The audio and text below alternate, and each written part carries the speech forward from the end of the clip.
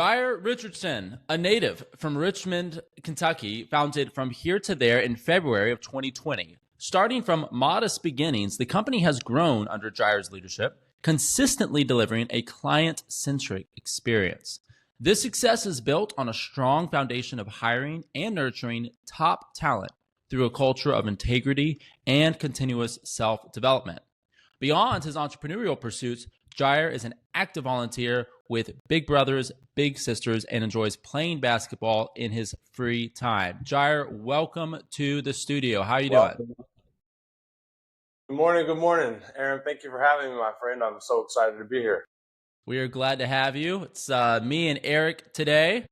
Eric is freshly returned from his North Carolina adventures, the weddings, and all the good things. So we're back here to co-host and missing Yemi today, but excited to jump into this, talk with Jyre a little bit, get to learn about his experience in business and challenges and everything. So starting off, Jyre, I got a couple of just quick questions to get things rolling here. Tell me what might be your business pet peeve. What's something in the world of business that just irks you when it happens or you hear about it? Is this what the whole podcast is about, right? Nope. Just a quick, you just throw a quick snippet. If you want to dive into it more later, we can. My two big ones are going to be people with poor negotiation skills or people who don't negotiate at all. And then my other one is people who are too focused on trivial things in business, such as money or manners. I think that those would be trivial in my opinion. Okay. Nice. I like it. Okay, I think there's a lot of good conversation there. There is. All right. If you could instantly master any new skill, like just some skill, and all of a sudden you've got it on lockdown, what would that be? It would 100% be communication. Okay. I think that's a skill that everybody thinks they have mastered, including myself. And then when I look back at all the issues I've had in my life, it probably could be tied directly back to lack of mastery of communication, at least in the way I think I have it mastered, right? Yeah. So that's I know fair. how to communicate with myself, but it doesn't matter how well you communicate with yourself. It needs to be A and B. That's fair. That's good stuff. Yep. All right, last question. What's the number one thing you can't start the day without? And that can be an item, it can be a habit. Like just what do you have to do every day? Every morning, I'm at the Loudon YMCA, 15-minute steam room stretch session every single morning. Every single morning. Okay. Wow. It tricks my body into thinking I've gone to the gym. It only takes 15 minutes. And then I've noticed like I get that mental head clarity. So that way I can start my day with that 15 minutes. If I get time to circle back to the gym at the end of the day, great. But if not, at least I feel better the rest of the day. Okay. That's impressive. I mean, if you're doing it every day, like that's good stuff. I love it. Until you get your own steam room in the house and like you don't have to, or would you still go to the Y just out of habit? I don't know, man. I kind of like the dingy and the mold. Really kind of. Okay. You don't know who's part of the experience. You got to kind of look over your shoulder a little bit. Just keeps it that much more exciting. Yeah. Oh, that's awesome. Okay, so before we jump into the main bulk of the conversation, I would like just a quick. So I read your bio, just give people a snapshot. Can you expound on that just a little bit? Give me like a quick story of your journey from like you came from Richmond to here. Give me like fill that out a little bit so we can give listeners a better idea of what you've done. Yeah. I say humble origins. Obviously, I was blessed enough to be born in America. I went to University of Kentucky, graduated UK. I picked the highest paying job while I worked there, which was a local moving company. I noticed that they were incredibly successful and were lacking in ethics and how they treated their employees and their clients. So at that time, I was working for the moving company. I was working for an estate sale company. I bought a pickup truck for $1,000. I started doing deliveries for $35. Eventually, an estate sale client gave us a box truck for free. Wow. Okay. It didn't run, but they gave it to us for free. At this point in my life, I was probably 3 months from graduating college. My plan was to go to law school because I had told myself, if I'm going to go to school and get into debt, then I need to be a doctor or a lawyer. I hated math. Lawyer, here I come, right? And I wasn't, I like to argue and I like to think I'm better than people. So being a lawyer might have been a good career for me. But I think that I was probably doing it for the wrong reasons. Definitely just wanted my name on the side of the building. Lots of stuff with the legal government stuff, which we won't get into given the election was just yesterday. We'll leave all that on the table. This is fresh after election day. Yeah. About that time happened. I graduated college, kind of did a little bit of soul searching. I went on a trip on the East Coast, and I expected like God to come to me on this mountaintop and be like, "You are to go to law school and help the empire." Blah blah blah. And when I got back, I realized I didn't have that huge, profound moment. The moment I had was God just saying, "Hey, just keep doing what you've been doing. Keep locking on what you've been doing. It doesn't have to be magic and diamonds and everything. Like you can make a difference with what you're doing." So I locked in on that. It's been about 5 years now, and I always say the universe, the market, the Lord, all worked out. There you go. That's awesome. Awesome. Okay. So as you know, the podcast is entitled Coffee, Chaos, and Cash Flow. And feature thing we like to do with the guests that we speak to is kind of talk about each one of those three elements and how it's pertained to your business journey in particular. So I'm going to explain each one of those a little bit as we introduce them. So we're going to start with coffee. Obviously, coffee is kind of like the go-to caffeinated source of energy for us in the business community.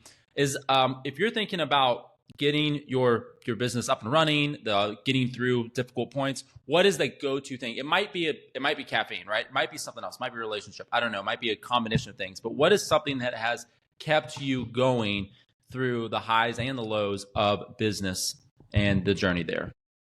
Yeah.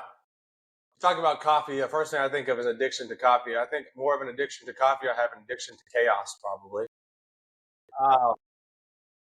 But I actually just got on the coffee bandwagon in the last year. I was a never coffee kind of person. Really? Okay. I just discovered this new drug that everybody's going crazy about. It's a good thing you converted right before we got you on. Yeah. So I didn't really notice it until just recently. I started my company with my best friend. He exited 6 months ago. And in the meantime, I think when he left, I was like, oh, that's fine. No problem. I can do it myself. But recently I found a new head of operations. And it has made me realize how much I electrify off of relationships, just being around somebody who's like-minded. I think, the idea of having a team as opposed to just being me pushing this boulder for all the guys. It's me and a couple other people kind of in on it together. That makes sense. Yep. Awesome. All right. So let's jump into chaos. You sound like you've got some exciting stuff there.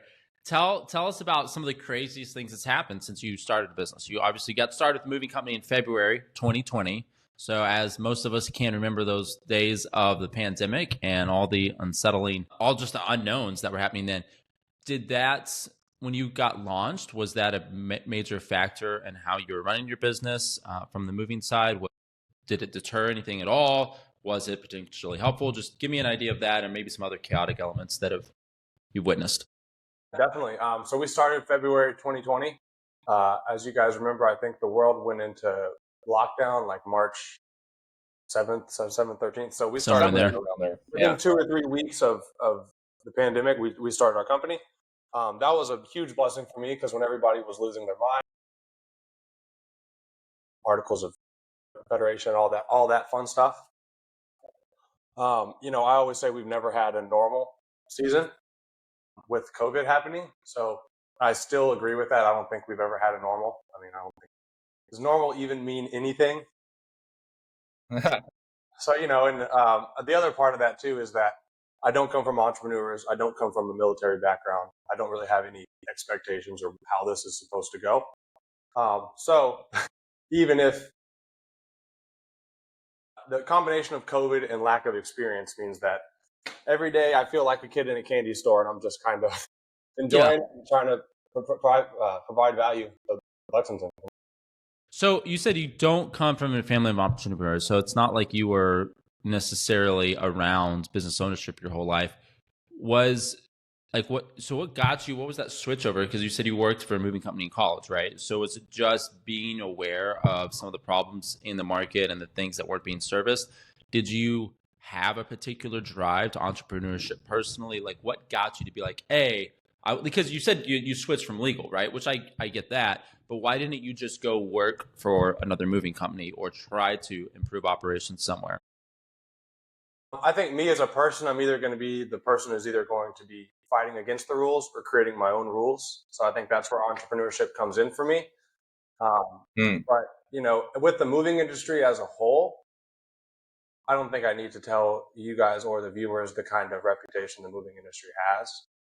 I always say that if we just show up and, kind of sort of care and we're not being bad actors, then we're already the top percent of the moving industry. The fact that we show up and actually care and treat it like it's life or death, that really puts us in the top 1%. And I hate to kind of put it like this, but, it's almost the low hanging fruit because moving clients are just so used to getting taken advantage of. We had a client the other day, we moved in like 3 months ago and they called us like last month. And I said, and they had issues with their move. And I said, well, why didn't you call me before now? And they said, well, I'm just so used to calling companies and they just hang up or act like it's my fault that they had a bad experience or whatever. And I'm like, well, that's so frustrating that you've been beaten into submission that you won't even call to let them know you had a bad experience, How do you foster caring into your employees, like as a leader? How do you do that? For me, right, the touch point, the interface of a moving company is my guys. So just in the last 3 months, we've opened a 24/7 gym for all of our guys. We threw our first ever annual extravaganza. So Nice. We gave away 12 cruises to our top performing employees based on, hours worked, reviews received, jobs booked, stuff like that. So that's our philosophy, right? Is if we just really pour into our guys, then they'll pour into the customer and everything's good from there. A lot of other companies try to throw money at the customer and try to kind of like put money on things that don't matter as much. And it's like, if you just take care of your guys, they provide an excellent experience and everything. It's kind of a bottom up approach instead of top down. How do you source them? Like how do you find good people? The basketball courts. If you're on the basketball courts in Lexington, Kentucky, you either worked for me, will work for me, or you've turned down an option to work for me. If you have good hustle and you can say yes, sir, and you can move your body, then I will come up to you and offer you a job. We had a great crew. It's like a college scout, except you're a moving company. It's like, I'll go a step further. I have been almost 100% accurate with my predictions. Every guy who I watch on the court and I say he can make it here, he makes it here. And every guy who I watch and says, oh, he's not a team player. Oh, he's a crybaby. Oh, he's this, that, and the other. And then a friend says, hey, please let my friend have a chance. He comes in, he doesn't make it for more than a week or two. And Are you serious? Wow. So it's not about basketball. It's just catching people in their passion, right? Catching people, yeah. I see. And it's like you guys put your shoes on and your shorts on and came out here. Why are you going to act too pretty or too cool? You know what I mean? Like if you do that at basketball, you're going to do the same thing at work. So sure. That's okay. So I had heard that. I think you mentioned that at a business group we were part of a while back, and I heard that in passing, but I didn't realize like how much this is actually what you're doing. Like this is your labor pool is like you just go to the court and people watch. That's really cool. I'm curious. So you said like teamwork, right? That's obviously a good element. What's maybe another like good sign or maybe a red flag just in that basketball arena where you're like, ooh, this is a bad marker. Good. There's always the girl that wants to play. There's always the little kid that wants to play. There's always the old man that wants to play. So you get to watch how he interacts with that person, right? Do they ignore them? Do they let them play? Do they treat them nicely? You get to watch them win. You get to watch them lose. And then you get to watch them when that crazy guy who's always at the basketball court tries to fight them and throws the ball at them, right? So you get to see how they win, lose, de-escalate situations, deal with people who they perceive as less than, you know what I mean? It's just like, it's like the game of Monopoly for hiring, essentially, That's fantastic. This is so cool. You could I'm hoping you can put a book together on this down the road. Great, lessons on hiring. Yeah, from the court. Oh, that is so cool. That's so cool. We might need to try that, Eric, when we start bringing people on Clean Space. Maybe we should. We'll have you come on as like an HR consultant, and you can like build out the thing for us. Like, this is what you look for. Runs up and down the court. That's awesome. Swipe right. Awesome. There was Good stuff. There was a moving guy. I went to a conference recently, and they're up in Boston. And for every new hire, he's got this huge company, and this older gentleman, and he goes and runs the stairs of the stadium of Harvard with every new hire, just as kind of like a really okay. Yeah, like this is where we're at. This is what we do. So I love like cheesy, dopey initiation rituals. Like I love that kind of stuff. Do you have any yet, or are you still working on crafting those from here to there? I mean, the last line in our interview is, "You are chosen, not hired. Those who are chosen are the ones who answer the call." So yeah, I mean, it's getting there. We're getting there. That's awesome. That's awesome. You said you went to a moving conference. Was it so it's particular to the moving industry or what? Yeah. Okay. Yeah, it's a funny atmosphere to be in. Everybody in the moving industry is self-made macho guys who got up off the truck and did it themselves, just like yours truly here.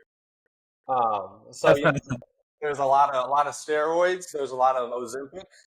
There's a lot. I mean, it's all self-development, but it depends on how they package it, right? And this is kind of packaged in a way. It was funny because I read the Mary Kay book, and the Mary Kay book and the self-development they're teaching, they're exactly the same. It's just the facade that they put on top of it. One's pink and white. So that's true. Hilarious. What books would you recommend, like to our listeners, that really helped you? Yep. In your development? Yeah, I got them written down here. The 2 books I've read recently have nothing to do with business. They just have to do with life. The first one I read was Trauma, The Body Keeps Score. Oh yeah, I just heard of that like fairly recently. Yeah, if you're not in a place to read that, wait until you're in a place to read that, because it's kind of, I know this word gets thrown around, a little bit triggering. If you're not ready for it, it can kind of almost set you back a little bit. But definitely, and then the other one is called Falling Upward. It's kind of the second extent. Well, they're not directly related, but kind of once you got an idea of trauma, then you can go on to that falling upward, and it's all about the second half of life. Is essentially what it's about. What are your plans for your future? Where are you going? Hopefully back to the basketball court to get some more employees. Yeah, I mean, the immediate goals for me, as a leader, I struggle with long-term goals. We doubled in revenue last year. We could double revenue this year. That'd be great. My main goals are to become the hometown local dominator here in Lexington, and to get into some storage. So those are my 3 most pressing goals, right? Double revenue again, get into some storage, and become the go-to hometown guy. Because we've got some pretty large-sized companies out of Lexington. When you say get into storage, what do you mean? Like storage units or? Yeah, or warehouse. Probably mini storage units would be personal self-storage type of deal. So would you buy someone out, or would you build it from scratch? What would you do? Building from scratch is the way that I see it, but ready for any opportunity that comes up. I'm sure that opportunities happen every day, but they're few and far between, right? They find you working hard, I guess. You gotta be ready to catch them. So on the cash flow topic, tell us a little bit about, just give us a quick snap on your business model right now with From Here to There, for people that aren't familiar with how that works. And then maybe some challenges in terms of creating cash flow, either early or midway through, things that you've had, like problems you've had to solve as you were developing your business. Yeah, for sure. So what does that guy, the Peter guy, say? Culture eats tact for breakfast or whatever. So is that Peter Thiel? Yes. Yeah. Culture eats. Yeah. What is it? Culture eats strategy for lunch every day or something like that. Right. Yeah. It doesn't even compete. So that is certain. When I heard that quote, I was like, oh, that's me. Like, I don't look at my numbers. I just pour into my guys. Really been having it's been a struggle. The cash flow one has definitely been a struggle for us. Just again, lack of experience. My big project for the end of this year is to do a total restructure, and I'm hoping to be entirely out of the office by Christmas and running my company on reports. And the first step of that, because I've been working with a lot of personal business coaches, stuff like that. first step of that is getting our books back to where they were, back to starting ground. They're not terrible, but for the first 3 years, we were doing it all pen and paper. So, all of our business practices are good, but as every business does, you just got to get it back to that square one so we can really have an idea. So all that to tell you, we have been a feelings-informed business and not a numbers-informed business. We serve people, not numbers. And we're trying to get more into the numbers to just have a better idea of everything. But I'm not going to sit here and be one of those guys who's like, oh, I've got my thumb on the numbers. I know where everything is. I have no clue. I go as hard as I can every day, and I let God take care of the rest, I guess. Yeah. That's not bad. That's not a bad way to go. Well, and that's cool too, because one of the features of this podcast is we want to talk to people, and we're sharing as co-hosts experiences in the here and now, like in real time. So we didn't even want this podcast to be something where it's like, oh, we're only going to talk to people that exited $1 million companies and above. Tell us, where's the yacht park today? All that type of stuff. Like we Cold actually plunge every morning. yeah. It's like we do want some of those guests for sure, and we're planning to get there, right? Like we're all working that direction. But you also get a snapshot in what is it looking like right now. Like if you're going to build a business, this is probably the journey you can expect at some point, starting out, midway, towards the end. Like it's going to happen, right? You're going to have ups and downs. So coffee, chaos, and cash flow. I told you guys I don't have very much cash flow, but I can definitely speak to chaos. Today is Thursday. So exactly a week ago today, we have camera systems up at the office, but I checked my camera when I woke up and I noticed one of the trucks was where it wasn't supposed to be.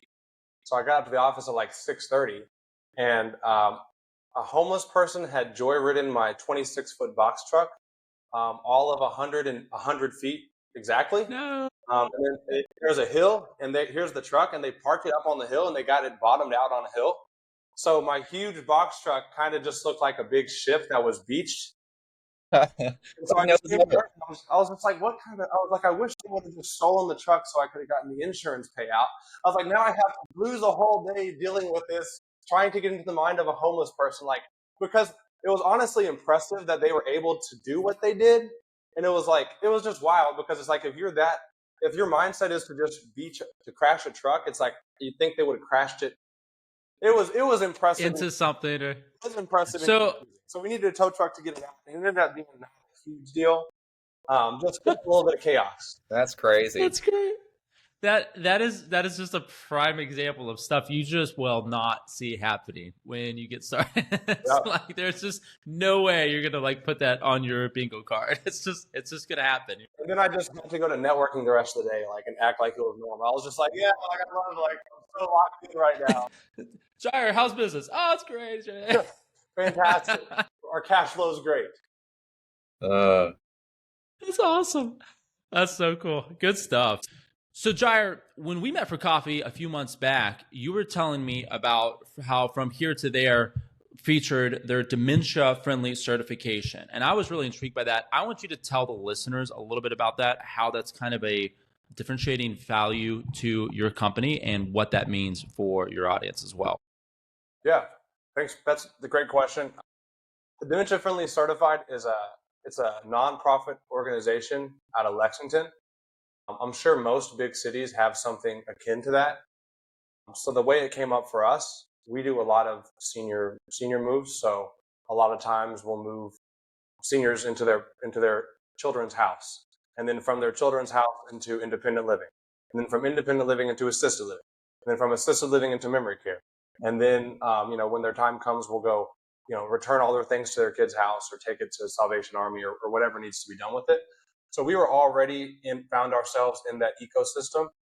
And then someone had just mentioned the dementia-friendly certification. And, anything we can do to further our guys, to continue to train our guys is great. So we were already doing some internal stuff, but it's always nice to have an external organization come down, put that stamp of approval, make sure that there's another organization, making sure all your standards are up to practice. So yeah, it was a very simple process. They came in, I got my entire team certified. I think it was a 3-step process. And the third step was them bringing a cake and throwing a party for us. So if you have an organization in Lexington or, in any mid-major city, I would certainly see about that, because whether your business is oriented towards senior folks or not, you're going to be dealing with that clientele. And the other thing I always advertise is that if we can come into a move that has a dementia patient and rock that move, I promise you we can rock every single other move that you throw at us. There you go. Yeah. There you go. That's awesome. I love it. This might kind of tie into chaos in a good way, like in terms of something new. I recently heard you were sharing about how you had an interstate move. Was it somebody in Texas and it was kind of like a last minute thing? They reached out to you and you ended up doing a move. I don't remember if it's Texas specifically, but can you, if you know what I'm talking about, because I'm not being very clear, can you dive into that a little bit and tell me what happened there? Yeah. Check us out on Instagram. We got some good videos from it. We recently moved a emergency medical airlift facility.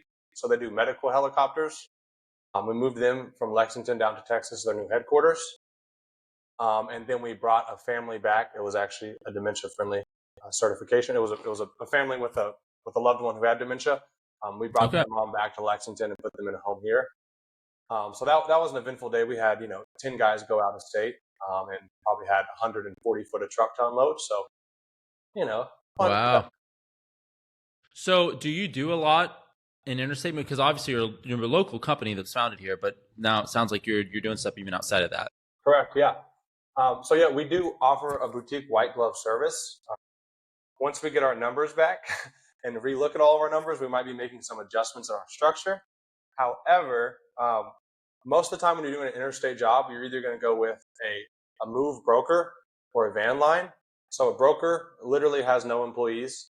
They just buy the job and sell it to the sketchiest, cheapest person they can, and it's a race to the bottom. So if you're ever dealing with a broker, hang up the phone immediately. Don't work with it.